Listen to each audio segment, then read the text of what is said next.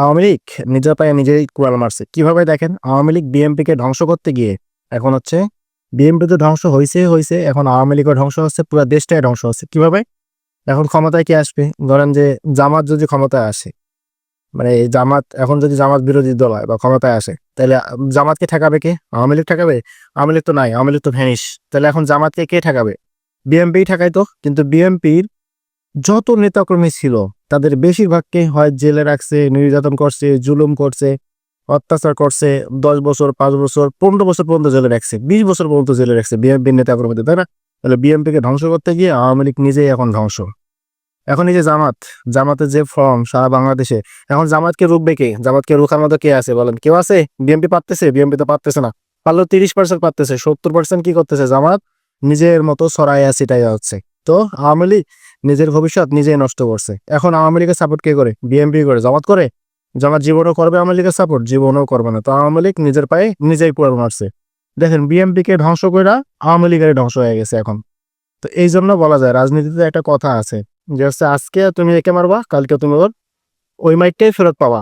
তার মানে কি? তার মানে হচ্ছে প্রতিধ্বনি বোঝেন? প্রতিধ্বনি হবে, বা হচ্ছে আজকে যে আঘাত তুমি করবা পাল্টা আঘাত তুমি খাওয়া। সিম্পল একটা বিষয়। তো হচ্ছে এই জন্য বললাম যে আওয়ামী লীগ একদম নিজের পায়ে নিজেই কুড়াল মাইরা এখন কে দশায় পড়ছে। এখন আওয়ামী লীগ তো বাংলাদেশে নাই।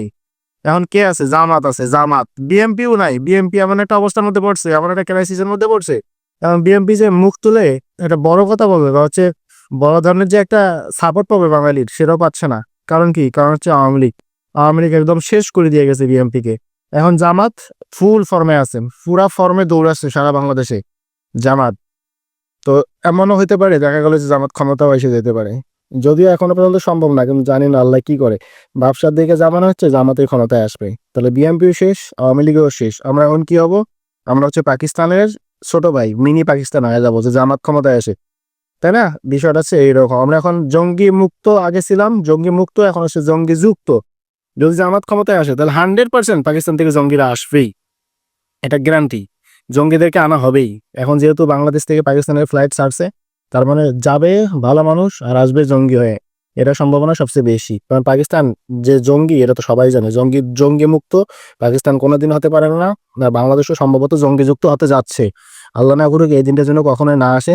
ভালো থাকবেন সকলেই। আসসালামু আলাইকুম।